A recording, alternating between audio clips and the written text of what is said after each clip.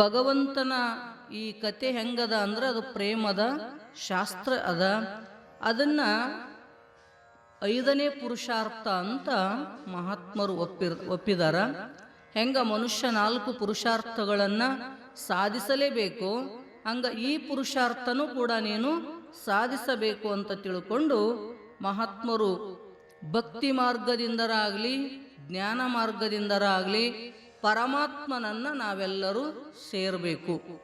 ಭಕ್ತಿ ಮಾರ್ಗದೊಳಗ ಭೇದವನ್ನು ನಿಷೇಧ ಮಾಡಿದ್ರ, ಜ್ಞಾನ ಮಾರ್ಗದೊಳಗ ಭೇದವನ್ನು ನಿಷೇಧ ಮಾಡಿದ್ರ, ಭಕ್ತಿ ಮಾರ್ಗದೊಳಗ ಜ್ಞಾನವನ್ನು ನಾಶ ಮಾಡ್ತಾ ಇದ್ದಾರ. ಭೇದ ಹೋಯ್ತು ಅಂತ ಕೇಳಿದ್ರೆ ಜೀವನೇ ಪರಮಾತ್ಮ, ಪರಮಾತ್ಮನೇ ಜೀವ. ಅಭೇದ ದರ್ಶನ ಅಂತಕ್ಕಂಥದ್ದು ನಮ್ಮೆಲ್ಲರಿಗೂ ಈ ಕಥೆಯಿಂದ ಆಗತದ ಅಂತಕ್ಕಂಥದ್ದನ್ನು ತಿಳಿಸ್ತಾ ಇವತ್ತು ಬಹಳ ಸುಂದರವಾಗಿ ವರ್ಣನೆಯನ್ನ ಮಾಡ್ತಾ ಇದ್ದಾರೆ. ಸೂತಜಿ ಕಹತೆ ಹೈ ಆಪ್ ಸಬ್ ಜ್ಞಾನಿ ಹೈ. ಸೂತ ಮಹರ್ಷಿಗಳು ಉಪದೇಶ ಮಾಡಕತ್ತಿದ್ರು. ಅವರು ಶೌನಕಾದಿ ಋಷಿಗಳು ಏನು ಕುಂತ್ಕೊಂಡು ಕೇಳಕತ್ತಾರಲ್ಲ ಅವ್ರಿಗಂತಾರ, ನೀವೆಲ್ಲರೂ ಏನಿದ್ದೀರಿ ಅಂತ ಕೇಳಿದ್ರ ಸಾಮಾನ್ಯರಾಗಿರ್ತಕ್ಕಂಥವ್ರಲ್ಲ. ಅವರು ಬಹಳಷ್ಟು ಶಾಸ್ತ್ರಗಳನ್ನ ಬಹಳಷ್ಟು ಪುರಾಣಗಳನ್ನ ಓದ್ಯಾರ ಅವರು.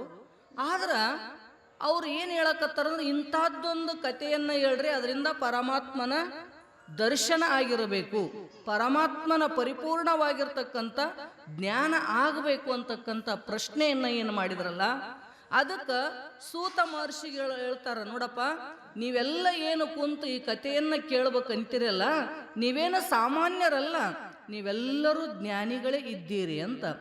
ಪರಂತು लोगों पर उपकार करने के लिए आप प्रश्न पूछते हैं, तो कृपया सावधान होकर कथा सुनिए. ಅದಕ್ಕೆ ಹೇಳಿದ್ರು ಸೂತ ಭಗವಂತ, ನೀವೆಲ್ಲ ಜ್ಞಾನಿ ಇದ್ದೀರಿ ಕರೆ, ಆದರೂ ಕೂಡ ಪ್ರಶ್ನೆ ಮಾಡಾಕತ್ತೀರಲ್ಲ, ಯಾಕೆ ಪ್ರಶ್ನೆ ಮಾಡಾಕತ್ತೀರಿ ಅಂತ ಕೇಳಿದ್ರ ಜಗತ್ತಿನ ಜೀವಾತ್ಮರ ಕಲ್ಯಾಣ ಆಗಲಿ ಅಂತಕ್ಕಂಥ ಒಂದು ಮನೋಭಿಲಾಷೆಯನ್ನ ಇಟ್ಟುಕೊಂಡು ನೀವೆಲ್ಲ ಕೇಳ್ತಾ ಇದ್ದೀರಿ. ಯೋಗ್ಯವಾಗಿರ್ತಕ್ಕಂಥದ್ದನ್ನ ನಮಗ ಉಪದೇಶ ಮಾಡ್ರಿ, ಯಾವುದನ್ನ ಕೇಳುವುದರಿಂದ ಎಲ್ಲವನ್ನ ಕೇಳದಂತಾಗ್ತದ ಅಂತ ಕಥೆಯನ್ನ ಕೇಳ್ರಿ ಅಂತ ಹೇಳ್ರಿ ಅಂತ ಏನ್ ಕೇಳ್ತಾ ಇದ್ದೀರಲ್ಲ, ಅದಕ್ಕೆ ನೀವು ನಿಮ್ಮ ಸಲುವಾಗಿ ಅಲ್ಲ, ಜಗತ್ತಿನ ಕಲ್ಯಾಣಕ್ಕೋಸ್ಕರವಾಗಿ ಕೇಳಕತ್ತೀರಿ. ಅದಕ್ಕೆ ಸಾವಧಾನದಿಂದ ನೀವೆಲ್ಲರೂ ಏಕಾಗ್ರ ಚಿತ್ತದಿಂದ ಕೇಳ್ರಿ, ನಾ ಹೇಳ್ತೀನಿ ಅಂತ ನ ಸೂತ ಭಗವಂತ. पूर्व जन्मों के पुण्य का उदय होता है, तभी इस पवित्र कथा के सुनने का योग मिलता है. ನೋಡ್ರಿ ಈ ಕಥೆ ಹೆಂಗದ ಅಂದ್ರೆ ಎಲ್ಲರಿಗೂ ಸಿಗತಕ್ಕಂಥದ್ದಲ್ಲ ಅಂತಾರ ಅವರು. ಭಗವಂತನ ಅಪಾರವಾಗಿರ್ತಕ್ಕಂಥ ಲೀಲೆಗಳು ತತ್ವಗಳಿಂದ ಒಳಗೊಂಡಿರ್ತಕ್ಕಂಥ ಈ ಭಾಗವತ ನಮ್ಮೆಲ್ಲರಿಗೂ ಕೇಳ್ತಕ್ಕಂಥ ಭಾಗ್ಯ ಸಿಕ್ಕದಲ್ಲ, ಇದು ಪೂರ್ವ ಜನ್ಮದಲ್ಲಿ ಮಾಡಿರ್ತಕ್ಕಂಥ ಪುಣ್ಯದ ಫಲ ಇವತ್ತು ನಮ್ಮೆಲ್ಲರಿಗೂ ಫಲಿಸದಂತ ತಿಳ್ಕೊಂಡನೆ ಭಗವಂತನ ಕಥೆಯನ್ನ ನಾವೆಲ್ಲ ಕೇಳ್ತಾ ಇದ್ದೀವಿ. ಅದನ್ನ ಹೇಳ್ತಾ ನಿಮ್ದೆಲ್ಲರೂ ಭಾಗ್ಯ ಫಲಿಸದ ಅಂತ ಹೇಳ್ತಾರೆ. ಕಲಿಯುಗಕ್ಕೆ ಜೀವೋಂಕೋ ಕಾಲ ರೂಪಿ ಸರ್ಪಕ मुख में चुड़ाने के लिए श्री सुखदेव जी ने श्री भागवत की कथा कही है. ಈ ಭಾಗವತ ಕಥಾ ಯಾಕೆ ಸುಖದೇವ ಉಪದೇಶ ಮಾಡಿದ ಅಂತ ಕೇಳಿದ್ರ, ಸಮಸ್ತ ಜೀವರಾಶಿಗಳು ಏನು ಕಾಲನ ಮುಖಕ್ಕೆ ಒಳಗಾಗ್ತಾ ಇದ್ದಾರಲ್ಲ, ಈ ಮರಣಕ್ಕೆ ಒಳಗಾಗ್ತಕ್ಕಂಥ ಜೀವಾತ್ಮರನ್ನ ನೋಡಿ ಸುಖದೇವ ಏನು ಮಾಡಿದ ಅಂದ್ರ ಈ ಕಥೆಯನ್ನ ಹೇಳಕತ್ತಿದ, ಕಾಲದಿಂದ ನೀವೆಲ್ಲರೂ ಮುಕ್ತರಾಗ್ರಿ ಅಂದ್ರೆ ಸಾವಿನ ಭಯದಿಂದ ಮುಕ್ತರಾಗ್ರಿ ಅಂತಕ್ಕಂಥ ಉದ್ದೇಶವನ್ನಿಟ್ಟುಕೊಂಡು ಈ ಕಥೆಯನ್ನ ಉಪದೇಶ ಮಾಡ್ತಾ ಇದ್ದಾರೆ. जिस समय श्री सुखदेव जी परीक्षित राजा को यह कथा सुना रहे थे, उस समय अमृत लेकर स्वर्ग के देवतागण वह आए. ನೋಡ್ರಿ ಯಾವ ಸಮಯದೊಳಗ ಪರೀಕ್ಷಿತ ರಾಜನಿಗೆ ಉಪದೇಶ ಮಾಡಬೇಕು ಅಂತ ತಿಳ್ಕೊಂಡು ಅವರು ರೆಡಿಯಾಗಿ ಕುಂತಿದ್ರು. ಶುಕ ಪರೀಕ್ಷಿತನಿಗೆ 7 ದಿನದೊಳಗ ಸಾವೈತಿ ಅಂತ ಗೊತ್ತಿತ್ತಲ್ಲ, ಗುರುವನ್ನ ಅರಸಿ ಬಂದ. ಹಗಲ್ ಅನ್ಲಿಲ್ಲ, ರಾತ್ರಿ ಅನ್ಲಿಲ್ಲ, ಯೋಗ್ಯರಾಗಿರ್ತಕ್ಕಂಥ ಗುರು ನನಗೆ ಯಾವಾಗ ಸಿಕ್ಕಾರು, ನನಗೆ ಯಾವಾಗ ಈ ಸಾವಿನಿಂದ ಮುಕ್ತರನ್ನಾಗಿ ಮಾಡ್ತಾರಂತ ಕೇಳ್ತಾ ಕೇಳ್ತಾ ಬಂದು ಶುಕದೇವನಿಗೆ ನಮಸ್ಕಾರವನ್ನ ಮಾಡಿದ್ರು. ಕರುಣಾಮೂರ್ತಿಯಾಗಿರ್ತಕ್ಕಂಥ ಆ ಭಗವಂತ ಏನು ಮಾಡಿದ, ಅವನಿಗೆ ಈ ಭಾಗವತ ಕಥವನ್ನ ಉಪದೇಶ ಮಾಡಬೇಕು ಅಂತಕ್ಕಂಥ ಸಮಯದೊಳಗ ಏನಾಯ್ತು ಅಂತ ಕೇಳಿದ್ರ ದೇವತೆಗಳು ಸ್ವರ್ಗದಿಂದ ಬಂದ್ರಂತ.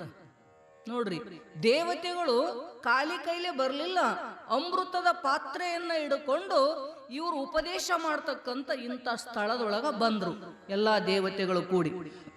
ಅವಾಗ ಅವ್ರಂತಾರ, ಏನ್ ಮಾಡಿದ್ರಂದ್ರ, ದೇವತಾಗಣ ವಹ ಆಯೇ ಹೇ ಉನ್ಹೋನೆ ಕಹಾ ಸ್ವರ್ಗ ಕಾ ಯಹ ಅಮೃತ ರಾಜ ಕೋ ದೇತೆ ಹೇ. ಅವ್ರು ಹೇಳಿದ್ರಂತ, ನೋಡು, ನಾವೇನು ಸ್ವರ್ಗದಿಂದ ಈ ಅಮೃತವನ್ನ ತಂದಿವಲ್ಲ, ಇದನ್ನ ನಾವು ರಾಜನಿಗೆ ಕೊಡ್ತೀವಿ. ನೋಡ್ರಿ, ಅಮೃತ ಅಂದ್ರೆ ಏನು? ಯಾವುದನ್ನ ಕುಡಿಯುವುದರಿಂದ ಮರಣವೇ ಇಲ್ಲ, ಅದು ಅಮೃತ. ತಿಳಿತ್ರಿ? ಸ್ವರ್ಗದಲ್ಲಿ ದೇವತೆಗಳು ಊಟ ಮಾಡಂಗಿಲ್ಲ ಅಂತ ಕೇಳ್ತೀವಿ ನಾವು. ಏನ್ ಮಾಡ್ತಾರ ಅವರು? ಅಮೃತ ಪಾನವನ್ನ ಮಾಡ್ತಾರ. ಅದನ್ನು ಕುಡಿಯೋದ್ರಿಂದ ಹಸಿವು ನೀರಡಿಕೆಗಳಾಗಂಗಿಲ್ಲ, ಮುಪ್ಪು ಬರಂಗಿಲ್ಲ ಅವರಿಗೆ. ತಿಳಿತ್ರಿ? ಅಂತ ಅಮೃತವನ್ನ ತಗೊಂಡು ಬಂದು ಪರೀಕ್ಷಿತ ರಾಜನಿಗೆ ನಾವು ಕೊಡ್ತೀವಿ ಅಂತ ಹೇಳಿದ್ರಂತ ಅವ್ರು. ಹೇಳಿದ ತಕ್ಷಣ ಅವಾಗ ಶುಕದೇವ ಕೇಳ್ತಾರ ಅವರು ಬದಲೇ ಮೇ ಯಹ ಕಥಾಮೃತ ಹಾಪ್ ಅಮೇ ದೀಜಿಯೇ. ಹೇಳಿದ್ರು ಅವರು ಶುಕದೇವನಿಗೆ, ನೋಡ್ರಿ, ನಾವೇನು ಸ್ವರ್ಗದಿಂದ ಅಮೃತವನ್ನ ತಂದಿವಲ್ಲ, ಅದನ್ನ ರಾಜನಿಗೆ ಕೊಡ್ತೀವಿ. ಅದರ ಬದಲು ನೀವೇನು ಕೊಡಬೇಕು ಅಂದ್ರ, ಈಗೇನು ಈ ಕಥಾಮೃತವನ್ನ ಹೇಳಕತ್ತಿರಲ್ಲ, ಹೌದಿಲ್ರಿ? ಯಾವುದನ್ನ ಕೇಳುವುದರಿಂದ, ಶ್ರವಣ ಮಾಡೋದ್ರಿಂದ ಜೀವಾತ್ಮನ ಜನ್ಮ ಮರಣ ರಾಹಿತ್ಯಾತ್ಮಕವಾಗಿರ್ತಕ್ಕಂಥ ಮುಕ್ತಿ ಸಿಗುತ್ತದ, ಅಂತ ಏನು ಶ್ರೀಮದ್ ಭಾಗವತ ಅನ್ನುವ ಕಥಾಮೃತ ಅದಲ್ಲ, ಇದನ್ನ ನೀವು ನಮಗೆ ಹೇಳ್ರಿ, ನಾವು ರಾಜನಿಗೆ ಅಮೃತವನ್ನ ಕೊಡ್ತೀವಿ ಅಂತ ದೇವತೆಗಳು ಬಂದ್ರಂತ ಶುಕದೇವನ ಹತ್ರ. ಬಂದಿರತಕ್ಕಂಥ ಸಮಯದೊಳಗ ತಬ್ ಪರೀಕ್ಷಿತ ಜೀನೇ ಸುಖದೇವ್ ಜಿ ಸೇ ಪೂಚಾಕಿ, ಅವಾಗ ಸ್ವರ್ಗದಿಂದ ಬಂದ ಬಳಿಕ ಕಥಾಮೃತ ಹಮ್ಮೆ ದೀಜಿಯೇ. ಶುಕದೇವ್ ಜಿನೇ परीक्षित जी से पूछा कि यह कथामृत पीना है या स्वर्ग का अमृत. ಪ್ರಶ್ನೆ ಮಾಡಿದವ ಯಾರಿಗ್ರಿ? ಮುಂದೆ ಕುಂತಾನಲ್ಲ ಕೇಳಕ, ಪರೀಕ್ಷಿತ ಕುಂತಾನ. ಅವನಿಗಂತಾರ ಶುಕ ಭಗವಂತ, ನೋಡಪ್ಪ, ನಿನಗ ಆ ಸ್ವರ್ಗದಿಂದ ಬಂದಿರತಕ್ಕಂಥ ಅಮೃತ ಬೇಕೋ ಅಥವಾ ಈ ಕಥಾಮೃತವನ್ನ ಕುಡಿತಿದೋ, ಯಾವುದು ಬೇಕು ನಿನಗ ಅಂತ ಪ್ರಶ್ನೆ ಮಾಡಿದರು. ನಮಗೆ ಯಾರ ಪ್ರಶ್ನೆ ಮಾಡಿದ್ರು ನಾವೇನಂತಿದ್ವಿ? ಸ್ವರ್ಗದ ಭೋಗಿ ಏನ್ ಸಾಮಾನ್ಯದ ಏನ್ರಿ? ನಡ್ರಿ, ಇದ್ಯಾರು ಕೇಳ್ಕೋತ ಕುಂದಿರ್ತಾರೆ, ಏನ್ ಕೆಲಸದ ಅದೇ ಕೊಟ್ಟು ಬಿಡ್ರಿ, ಕುಡ್ದೋಕಿ ಮ್ಯಾಲೆ ಅಂತಿದ್ವಿ ನಾವು, ಹೌದಿಲ್ರಿ? ಅವಾಗ ಸುಖದೇವ ಕೇಳಿದ ತಕ್ಷಣ ಪರೀಕ್ಷಿತ ಅಂತಾನ, ತಬ್ ಪರೀಕ್ಷಿತ ಜಿನೇ ಸುಖದೇವ್ ಜಿ ಸೇ ಪೂಛಾ ಕಿ ಸ್ವರ್ಗ ಕಾ ಅಮೃತ ಪೀನೆ ಸೇ ಕ್ಯಾ ಲಾಭ. ಕೇಳಿದವ, ಹೌದ್ರಿ, ಈ ಸ್ವರ್ಗದ ಅಮೃತ ಬೇಕೋ ಕಥಾಮೃತ ಬೇಕೋ ಅಂತ ನೀವ್ ಹೇಳಕತ್ತಿರಲ್ಲ, ಅದರ ಮಹತ್ವನೇ ನನಗೆ ಗೊತ್ತಿಲ್ಲ, ಹೌದಿಲ್ರಿ? ಹಂಗಾದ್ರೆ ಸ್ವರ್ಗದ ಅಮೃತವನ್ನ ಕುಡಿಯುವುದರ ಲಾಭ ಏನು ಅಂತ ಕೇಳಿದ್ನಂತ ಗುರುಗಳಿಗೆ. ಕೇಳಿದ ತಕ್ಷಣ ಸುಖದೇವ್ ಜಿನೇ ಕಹ, ಸ್ವರ್ಗ ಕಾ ಅಮೃತ ಪೀನೆ ಸೇ ಸ್ವರ್ಗಕ್ಕೆ ಸುಖ ಮಿಲ್ತೆ ಹೇ. ನೀ ಸ್ವರ್ಗದಲ್ಲಿರ್ತಕ್ಕಂಥ ಅಮೃತವನ್ನ ಈ ಕುಡುದಿ ಅಂತ ಕೇಳಿದ್ರ ಅಲ್ಲಿರ್ತಕ್ಕಂಥ ಭೋಗಗಳು ವಿಶೇಷವಾಗಿರ್ತಕ್ಕಂಥ, ಇಲ್ಲಿ ಸುಖಕ್ಕಿಂತ ಅಲ್ಲಿ ವಿಶೇಷವಾಗಿರ್ತಕ್ಕಂಥ ಭೋಗಗಳು ಸಿಗುತ್ತಾವ. ನಿಮ್ಮೆಲ್ಲರಿಗೂ ಗೊತ್ತದ, ಅಪ್ಸರೆಯರಿರ್ತಾರ, ನಂದನವನ ವಿಹಾರ ಇರ್ತದ, ಅಮೃತ ಪಾನ ಇರ್ತದ, ಇಟೆಲ್ಲ ಭೋಗ ಭಾಗ್ಯಗಳು ಏನದವಲ್ಲ ಅವೆಲ್ಲವೂ ನಿನಗ ಪ್ರಾಪ್ತಿ ಆಗತ್ತವು ಸ್ವರ್ಗದ ಅಮೃತ ಕುಡಿಯುವುದರಿಂದ. ಅದಕ್ಕೆ ನಿನಗೇನ್ ಬೇಕಪ್ಪ ಅಂತಾರ ಅವರು. ಪರಂತು ಸ್ವರ್ಗ ಕಾ ಅಮೃತ ದುಃಖ ಮಿಶ್ರಿತ ಹೈ. ಹೇಳಿದ್ರು ಗುರುಗಳು, ನೀ ಏನು ಕುಡಿಬೇಕಂತಂದೆಲ್ಲ ಆ ಸ್ವರ್ಗದ ಅಮೃತ ಅದು ಹೆಂಗದಪ್ಪ ಅಂದ್ರೆ ದುಃಖ ಮಿಶ್ರಿತವಾಗಿರ್ತಕ್ಕಂಥದ್ದದ. ಭೋಗ ಏನು ಅದ, ಇಲ್ಲಿನೂ ಭೋಗ ಅದ, ಅಲ್ಲಿನೂ ಭೋಗ ಅದ, ಹೌದಿಲ್ರಿ? ಇಲ್ಲಿನೂ ದುಃಖ ಅದ, ಅಲ್ಲಿನೂ ದುಃಖ ಅದ. ಅಲ್ಲೇನು ಸುಖ ಇರ್ತದ ಅಂತ ತಿಳ್ಕೊಂಡ್ರೆ ನೀವು ನೋಡ್ರಿ, ನೀವು ಬೇಕಾದ್ರ ಅವ್ರಿಗೂ ಭಯ ಅದ, ನಿಮಗೂ ಹೆಂಗ ಸಾಯ್ತೀನಿ ಅಂತಕ್ಕಂಥ ಭಯ ಅದ. ಸ್ವರ್ಗಾದಿ ಲೋಕದಲ್ಲಿರ್ತಕ್ಕಂಥ ದೇವತೆಗಳಿಗೂ ಅಂಜಿಕೆ ಅದ. ಅದಕ್ಕೆ ಅವ್ರು ಯಾರ ಋಷಿ ಮುನಿಗಳು ಮಹಾತ್ಮರು ತಪಸ್ಸಿ ಕುಂತ್ರಂದ್ರ ಮೊದಲು ಯಾವಾಗ ಬಂದು ಅವ್ರ ತಪಸ್ಸು ಕೆಡಿಸ್ಲಿ ಅಂತಾರ ಅವ್ರು. ನೋಡಿದ್ರಿ ನೀವು ಟಿವಿಯಾಗಾರ ನೋಡ್ತೀರಿ, ಹೌದಿಲ್ರಿ? ಯಾಕ? ಒಂದು ವೇಳೆ ತಪಸ್ಸು ಮಾಡಿದ್ರು ಘನಘೋರವಾಗಿ ಅಂದ್ರೆ ಮೊದಲು ನನ್ನ ಸಿಂಹಾಸನ ಕಸ್ಕೋತಾರ ಅಂತ ಅಂಜಿಕೆ ಇಂದ್ರಗ. ಅದಕ್ಕವಂತನ ಏನಾರ ಮಾಡಿ ಯಾವ್ದ್ರ ಅಪ್ಸರ ಸ್ತ್ರೀಯರನ್ನ ಕಳಿಸಿ ಏನ್ ಮಾಡಿಬಿಡ್ತಾನ, ತಪಸ್ಸನ್ನ ಹಾಳು ಮಾಡಿಬಿಡ್ತಾನ. ಅಂದ್ರೆ ಅವರಿಗೂ ದುಃಖದ ಅಂದಂಗೆ ಐತಲ್ಲ. ಸ್ವರ್ಗ ಅನ್ನೋದಷ್ಟೇ, ಇಲ್ಲಿಕ್ಕಿಂತ ವಿಶೇಷವಾಗಿರ್ತಕ್ಕಂಥ ಭೋಗಗಳು ಇರ್ತಾವು. ಅಂದ ಬಳಿಕ ಇಲ್ಲಿ ಹೆಂಗ ವಿಷಯಗಳು ದುಃಖ ಮಿಶ್ರಿತನೋ ಹಂಗ ಸ್ವರ್ಗದಲ್ಲಿರ್ತಕ್ಕಂಥ ಆ ಸುಖ ಏನದಲ್ಲ ಅದು ಏನು ನಿರತಿಶಯವಾಗಿರ್ತಕ್ಕಂಥ ಸುಖ ಇಲ್ಲಪ್ಪ, ದುಃಖ ಮಿಶ್ರಿತವಾಗಿರ್ತಕ್ಕಂಥ ಸುಖ. ಎಲ್ಲಿ ಪರ್ಯಂತರವಾಗಿ ಪುಣ್ಯ ಇರ್ತದ ಅಲ್ಲಿ ತನನೇ ಸ್ವರ್ಗದಾಗಿರ್ಬೇಕು ನಾವು. ತಿಳಿತಿಲ್ರಿ? ಸ್ವರ್ಗದೊಳಗೆ ಪುಣ್ಯ ಇರತನ, ಪುಣ್ಯ ತೀರ್ತು ಮತ್ತ ಕ್ಷೀಣೆ ಪುಣ್ಯ ಮರ್ತ್ಯ ಲೋಕಂ ವಿಶಂತಿ. ಭಗವಂತ ಹೇಳ್ತಾನ, ಪುಣ್ಯ ತೀರ್ತು ಅಂದ್ರ ಮತ್ತೆ ಮರ್ತ್ಯ ಲೋಕಕ್ಕೆ ನಾವೆಲ್ಲ ಬರ್ಬೇಕೇ ಆಗತ್ತದ. ಅದೇನು ಶಾಶ್ವತವಾಗಿರ್ತಕ್ಕಂಥ ಸುಖ ಅಲ್ಲ ಹೇಳಿದ ಗುರುಗಳು. ಸ್ವರ್ಗಕ ಅಮೃತ ಪೀನೆ ಸೆ ಪುಣ್ಯ ಕ ಕ್ಷಯ ಹೋತಾ ಹೈ. ನೋಡ್ರಿ, ಸ್ವರ್ಗದ ಅಮೃತವನ್ನ ನೀ ಕುಡಿದಿ ಅಂದ್ರ ಅಲ್ಲಿರ್ತಕ್ಕಂಥ ಭೋಗಗಳು ಪ್ರಾಪ್ತಿಯಾಗ್ತಾವು. ಅವುಗಳನ್ನ ಭೋಗಿಸಿದಿ ಅಂದ್ರೆ ಏನಾಗ್ತದ? ಭೋಗಿಸಿದಂಗ ನೀ ಮಾಡಿರ್ತಕ್ಕಂಥ ಪುಣ್ಯ ಕ್ಷಯ ಆಗತ್ತದ, ಅದು ಕಡಿಮೆ ಆಗತ್ತದ. ಪುಣ್ಯ ಇರತನೇ ಸ್ವರ್ಗದೊಳಗೆ ಇಟ್ಕೋತಾರ. ಪುಣ್ಯ ತೀರ್ತು ಅಂದ್ರ ಹೊರಗೆ ಹಾಕ್ತಾರೆ. ತಿಳಿತ್ರಿ? ನೋಡ್ರಿ, ನೀವು ರೊಕ್ಕ ಕಿಶದಾಗ ಇಟ್ಕೊಂಡು ಸಿಟಿಯಾಗ ಹೋದ್ರಿ ಅಂದ್ರ ಲಾಡ್ಜ್ನಾಗ ಹೊರಾಗ ನೋಡಿದ ತಕ್ಷಣ ಸೆಲ್ಯೂಟ್ ಹೊಡೆದ್ ಒಳಗೆ ಕರ್ಕೋತಾರ. ಹೌದಿಲ್ರಿ? ಎಷ್ಟು ವ್ಯವಸ್ಥೆ ಮಾಡ್ತಿರ್ತಾರ ನೋಡ್ರಿ ಅವ್ರು. ಏನ್ ಬೇಕಂತೀರಿ, ಸುಮ್ಮೊಂದು ಫೋನ್ ಹೊಡೆದ್ರ ಸಾಕು, ಚಾ ಅಂದ್ರ ಚಾ, ಕಾಫಿ ಅಂದ್ರ ಕಾಫಿ, ನಾಷ್ಟ, ಊಟ ಎಲ್ಲ ತಂದು ಕೊಡ್ತಾರ, ಎಲ್ಲ ವ್ಯವಸ್ಥೆ ಮಾಡ್ತಾರ. ಎಲ್ಲಿ ತನ ಮಾಡ್ತಾರ? ಕಿಶದಾಗಿನ ರೊಕ್ಕ ಇರತನೇ ಮಾಡ್ತಾರ. ಹೌದಿಲ್ರಿ? ಯಾವಾಗ ರೊಕ್ಕ ಖಾಲಿ ಆತು ಅಂದ್ರ ಯಾವ ಸೆಲ್ಯೂಟ್ ಹೊಡೆದು ಕರ್ಕೊಂಡಿದ್ದ ಅವನೇ ಅಂಗಿ ಹಿಡಿದು ಹೊರಗೆ ಹಾಕ್ತಾನ. ಹೌದಿಲ್ರಿ?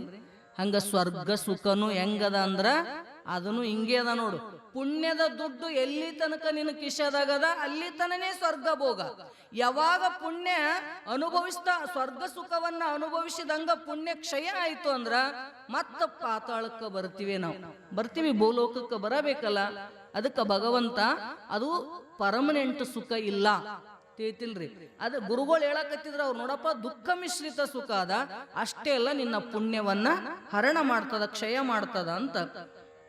ಕಥಾಮೃತ ಪಾನೆ ಸೆ ಪಾಪೋಂ ಕಾ ನಾಶ ಹೋತಾ ಹೈ. ಆದ್ರೆ ಈ ಕಥಾಮೃತ ಏನದಲ್ಲ, ಇದನ್ನ ನಾವು ಪಾನ ಮಾಡ್ತಾ ಪ್ರತಿನಿತ್ಯ ಸೇವನ ಮಾಡ್ತಾ ಹೋದ್ವಿ ಅಂದ್ರೇನ್ರಿ? ಕೇಳ್ತಾ ಹೋದಂಗ ನಮ್ಮ ಅಂತಃಕರಣದೊಳಗ ಅನಾದಿ ಕಾಲದಿಂದ ಬೆನ್ನಟ್ಟಿರ್ತಕ್ಕಂಥ ಪಾಪಗಳು ನಾಶಕೋತ ಹೋಗ್ತಾವ್.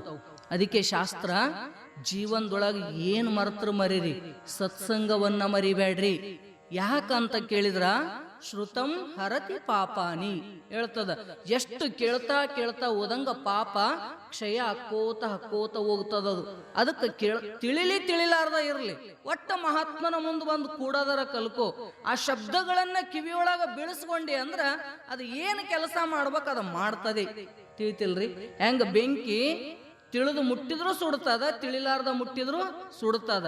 ಹಂಗ ಈ ಕಥಾ ತಿಳಿದ್ರೂ ಪಾಪ ನಾಶ ಮಾಡ್ತದ, ತಿಳಿದಿಲ್ಲ ಅಂದ್ರು ನಿನ್ನ ಪಾಪ ನಾಶ ಮಾಡ್ತದ. ಅದಕ್ಕೆ ಶ್ರವಣ ಅಂತಕ್ಕಂಥದ್ದು ಬಹಳ ಜರೂರಿ ಅದ. ಈ ಕಥಾಮೃತವನ್ನ ನೀ ಪಾನ ಮಾಡಿದೆ ಅಂದ್ರ ಪಾಪ ನಾಶ ಆಗ್ತದ. ಕಥಾಮೃತ ಸೇ ಭೋಗ ವಾಸನಾಕ ವಿನಾಶ್ ಹೋತಾ ಹೈ. ನೋಡ್ರಿ, ಇದನ್ನ ಕೇಳ್ತಾ ಓದಂಗ ಮನುಷ್ಯನಲ್ಲಿರ್ತಕ್ಕಂಥ ಭೋಗಿಸಬೇಕಂತಕ್ಕಂಥ ವಾಸನ ಎಷ್ಟು ಪ್ರಬಲ ಅದಾವು. ಉಣಬೇಕು, ತಿನ್ನಬೇಕು, ಕೇಳಬೇಕು, ನೋಡಬೇಕು, ಮುಟ್ಟಬೇಕು, ಮೂಷಿಸಬೇಕಂತಕ್ಕಂಥ ಏನು ಮಾಡಿರ್ತಕ್ಕಂಥ ಆ ಸಂಸ್ಕಾರಗಳು ಏನಾಗೆ ವಾಸನ ರೂಪದಿಂದ ಅಂತಃಕರಣದೊಳಗೆ ಉಳಿದಾವ್. ಹೌದಿಲ್ರಿ? ಅವೆಲ್ಲ ಭೋಗ ವಾಸನೆಗಳು ಏನಾಗ್ತಾವಂದ್ರ ಕಥಾಮೃತವನ್ನ ಕೇಳೋದ್ರಿಂದ ನಾಶ ಆಗತ್ತವು. ಅತಃ ಸ್ವರ್ಗಕ್ಕೆ ಅಮೃತಸೇ ಯಹ ಕಥಾಮೃತ ಶ್ರೇಷ್ಠ ಹೈ. ಅದಕ್ಕ ಆ ಸ್ವರ್ಗದ ಅಮೃತಕ್ಕಿಂತ ಇದು ಏನು ಭಾಗವತ ಕಥಾ ಅದಲ್ಲ, ಈ ಅಮೃತನೇ ಶ್ರೇಷ್ಠವಾಗಿರ್ತಕ್ಕಂಥ ಅಮೃತ ಅದ. ಯಾರು ಹೇಳಕತ್ತಾರ ಈ ಮಾತು? ಶುಕದೇವ ಪರೀಕ್ಷಿತನಿಗೆ ಹೇಳಕತ್ತಾನ. ಯಾಕೆ ಹೇಳಕತ್ತಿದನ್ರಿ ಅಂದ್ರ ದೇವತೆಗಳು ಅಮೃತ ಹಿಡ್ಕೊಂಡು ಬಂದಾರ. ಅವ್ರು ರಾಜನಿಗೆ ನಾ ಕೊಡ್ತೀನಿ, ಅವನಿಗೆ ನಾ ಈ ಅಮೃತ ಕೊಟ್ಟಿ ಅಂದ್ರ ನೀವು ನನಗೇನು ಕೊಡ್ರಿ? ಈ ಕಥಾಮೃತವನ್ನ ಕೊಡ್ರಿ ಅಂತ ಕೇಳಿದ್ರ ಅವರು ಸೂತ ಭಗವಂತನಿಗೆ. ಏನ್ರಿ ಶುಕ ಮಹರ್ಷಿ ಕೇಳಿದ ತಕ್ಷಣ ಅವ ಹೆಂಗ್ ಹೂ ಅಂತನ್ರಿ? ಮತ್ತು ಶಿಷ್ಯ ಮುಂದೆ ಕುಂತನ ಕೇಳಕ್ಕೆ ಬಂದಾನ, ಅವ್ನು ಕೇಳೇ ಹೂ ಅನ್ಬೇಕಲ್ಲ ಅವ್ರು. ಅದಕ್ಕೆ ಅವನಿಗೆ ಕೇಳಿದ್ರು, ಯಾವ್ದು ಬೇಕಪ್ಪ ನಿನಗ? ನನಗಂತ ಯಾವ್ದು ಹೆಂಗದ ಗೊತ್ತಿಲ್ಲ. ಸ್ವರ್ಗದ ಅಮೃತದಿಂದ ಏನಾಗ್ತದಂತ ಕೇಳಿದ, ಅದರಿಂದ ನಿನ್ನ ಪುಣ್ಯ ನಾಶ ಆಗ್ತದ.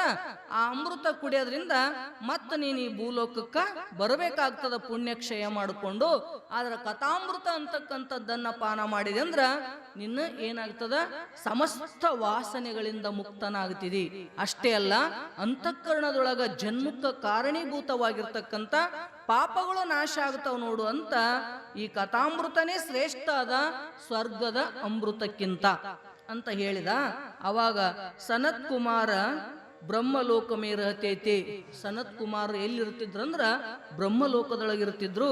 ಏಕ ಬಾರ್ ವೇಬಿ ಇಸ್ ಕಥಾ ಕಾ ಆನಂದ ಲೇನೆ ಭಾರತ ಮೇ ಆಯೇ. ಅವ್ರು ಏನು ಮಾಡಿದ್ರಂದ್ರ ಈ ಕಥಾಮೃತವನ್ನ ಪಾನ ಮಾಡಬೇಕಂತ ಬ್ರಹ್ಮಲೋಕದಿಂದ ಬಂದ್ರಂತ ಭಾರತ ದೇಶಕ್ಕೆ. ಎಲ್ಲಿ ಸಿಗುತ್ತದ್ರಿ ಅದಂದ್ರೆ ಇದು ಪುಣ್ಯವಾಗಿರ್ತಕ್ಕಂಥ ಈ ಭಾರತ ಭೂಮಿಯೊಳಗೆ ಅದಲ್ಲ. ಅದಕ್ಕ ಅಲ್ಲಿ ಆನಂದ ಸಿಕ್ಕಿಲ್ಲ ಅಂತ ತಿಳ್ಕೊಂಡು ಕಥಾಮೃತದ ಆನಂದವನ್ನ ಸವಿಬೇಕಂತ ಬ್ರಹ್ಮಲೋಕದಿಂದ ಬಂದ್ರಂತ ಸನತ್ ಕುಮಾರರು. इससे लगता है कि ब्रह्मलोक से भी इस कथा का आनंद जैसा कोई आनंद नहीं है.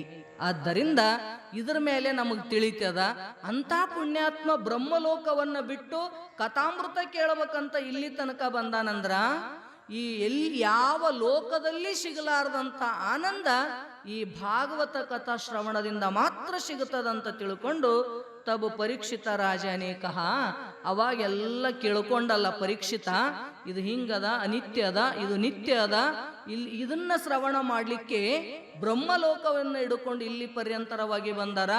ದೇವತೆಗಳು ಸ್ವರ್ಗದಿಂದ ಬಂದಾರ ಅಂದ ಬಳಿಕ ಮತ್ತ ಅವರಿಗೆ ಸಿಗಲಾರ್ದ ಆನಂದ ಮತ್ತ ನಾನ್ಯಾಕೆ ಅದನ್ನ ಪಡ್ಕೋಬೇಕು ಸ್ವರ್ಗ ಸುಖವನ್ನ ಅಂತ ತಿಳ್ಕೊಂಡು ಪರೀಕ್ಷಿತ ಹೇಳ್ತಾನ. ಏನಂತ ನಾವ, ಭಗವಾನ್ ಮುಜೆ ಯಹ ಸ್ವರ್ಗ ಕಾ ಅಮೃತ ನಹಿ ಪೀನಾ ಹೈ. ನನಗೆ ಈ ಸ್ವರ್ಗದ ಅಮೃತ ಬೇಕಾಗಿಲ್ಲ, ನನಗೆ ಬೇಡೇ ಬೇಡದ ಅಮೃತ. ಮೈತೋ ಇಸ್ ಕಥಾಮೃತ ಹಿ ಪಾನ್ ಕರುಂಗ. ನಾ ಏನ್ ಮಾಡ್ತೀನಿ ಅಂದ್ರ ಇದೇನು ಭಾಗವತ ಕಥಾ ನೀವು ಹೇಳ್ಬೇಕಂತ ತಯಾರಾಗಿರಲ್ಲ, ಇದನ್ನೇ ನಾ ಶ್ರವಣ ಮಾಡ್ತೀನಿ ಅಂದ.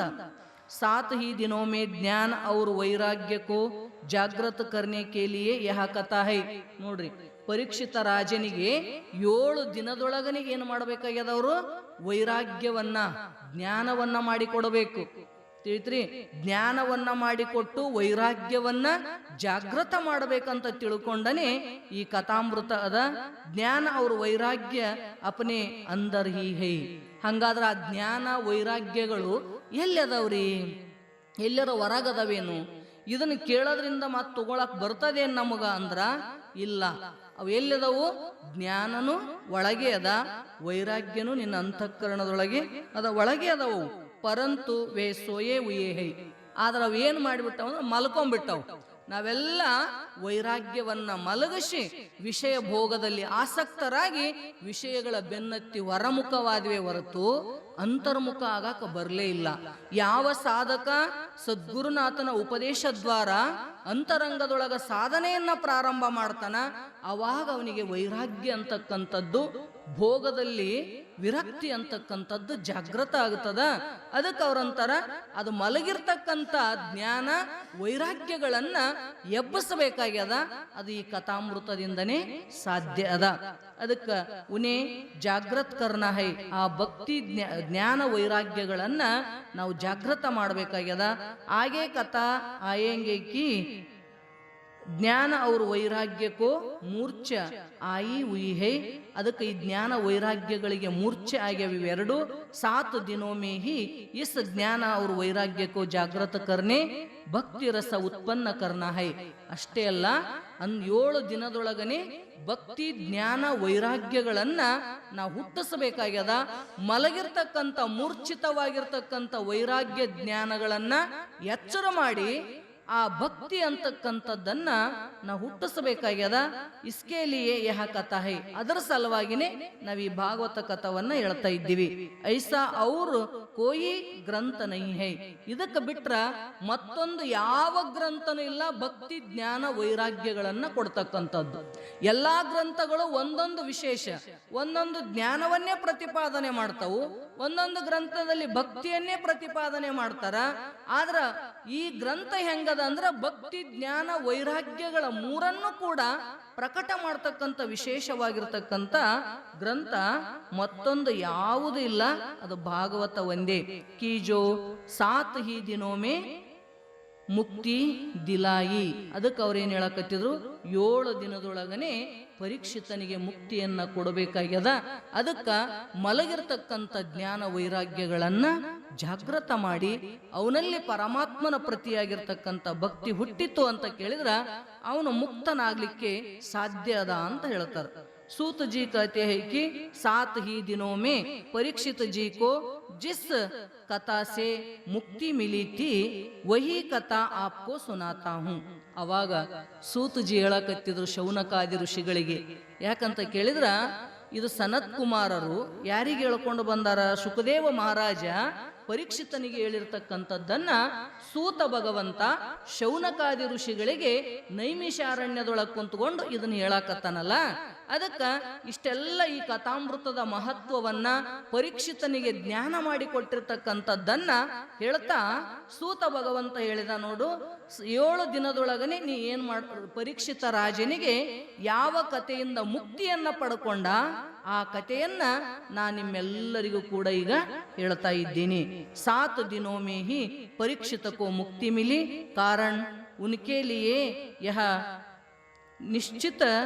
निश्चितता की ठीक 7वें ही दिन उनका काल आने वाला है. ಅವನಿಗೆ ಗೊತ್ತಿತ್ತು 7 ದಿನದೊಳಗನೆ ನನಗ ಮರಣ ಬರದದ, ಅದರ ಸಲುವಾಗಿ 7 ದಿನದೊಳಗೆ ಅವನಿಗೆ ಮುಕ್ತಿ ಮಾಡಿ ಕೊಟ್ರು ಅಂತಕ್ಕಂಥದ್ದು ನಾವು ಕೇಳ್ತೀವಿ. ಪರಂತು ಹಮ್ತೋ ಕಾಲಕ್ಕೆ ಭೂಲ್ ಜಾತೆ ಹೈ. ನಾವೆಲ್ಲ ಏನ್ ಮಾಡಿಬಿಟ್ಟಿವಿ? ಸಾವನ್ನ ಮರ್ತು ಕುಂತೀವಿ. ಅವ ಅರುತಿದ್ದ, ನನಗ್ ಸಾವದ ಅಂತ ಗೊತ್ತಿದ್ದೇ ಏನು ಮಾಡಿದ? ಬಂದ ಗುರುವಿಗೆ ಶರಣಾಗತಾದ, ಸಾವಿನ ಭಯ ಕಳ್ಕೊಳಕ ಪ್ರಯತ್ನ ಮಾಡಿದ್ನಲ್ಲ.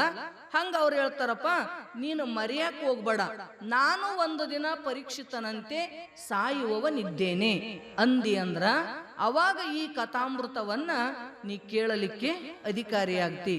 ಅದಕ್ಕೆ ಅವರು ಯಾವ ಶುಕದೇವ ಆ ಪರೀಕ್ಷಿತ ರಾಜನಿಗೆ 7 ದಿನದಲ್ಲಿ ಆತ್ಮಜ್ಞಾನ ಮಾಡಿಕೊಟ್ರಲ್ಲ, ಆ ಕಥೆಯನ್ನ ಸೂತರು ಶೌನಕಾದಿ ಋಷಿಗಳಿಗೆ ಉಪದೇಶ, ನಾನು ಅದನ್ನ ನಿಮಗೆ ಹೇಳ್ತೀನಿ ಆ ಕಥೆಯನ್ನಂತ ತಿಳ್ಕೊಂಡು ಈಗ ಕಥೆಯನ್ನ ಪ್ರಾರಂಭ ಮಾಡ್ತಾ ಇದ್ದಾರ.